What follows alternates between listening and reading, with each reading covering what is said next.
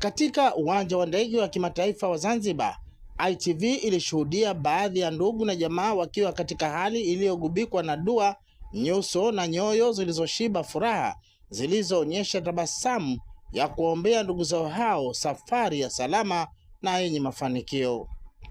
Baadhi ya mahujaji hao na ndugu waliosindikiza wameelezea kuridhishwa na mazingira ya huduma zinazotolewa uwanjani hapo.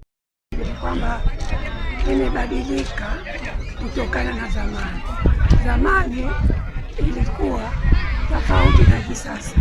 Hivi sasa tunaona mipango imeboreshwa na mambo yamekuwa mazuri. Alhamdulillah, kuna usalama na watu wanaenziwa hivi, kwa hivyo mambo yamekuwa mazuri sasa.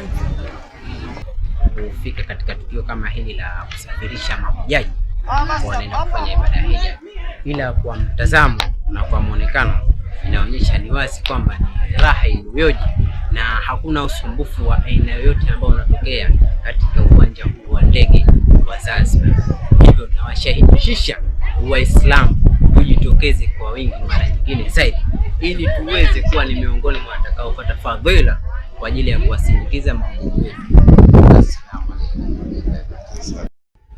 Akizungumza kiwanjani hapa, mnadhimu wa taasisi ya kusafirishia mahujaji ya Almaruf Haji and Umrah, Ustadhi Haji Shaibu Ame, amesema kwa upande wa taasisi yao jumla ya mahujaji 248 mwaka huu ndio wanaondoka, ila mwaka huu mahujaji ni wengi ukilinganisha na mwaka uliopita waliokwenda kuhiji walikuwa 2500, ambapo mwaka huu zaidi ya mahujaji 3400 wanatarajiwa kwenda Maka kwa ajili ya ibada hiyo ya hija. Mahujaji 148, wanawake wako 71, wanaume wako 76.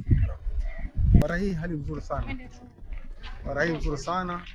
Mara ya mwisho nakumbuka tulikwenda mwaka jana ilikuwa takriban mahujaji kama 2500.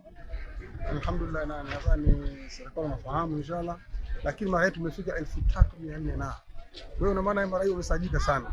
Mara hii itakuwa nyepesi zaidi kwa sababu kule Saudi wenzetu alhamdulillah wameweka sheria ngumu sana. Huwezi kutoka msikitini au huwezi kuingia maeneo ya ibada kama huna kitambulisho kinachoitwa nusu. Kutoka uwanja wa ndege hapa mjini Unguja, mimi ni Suleiman Rashid.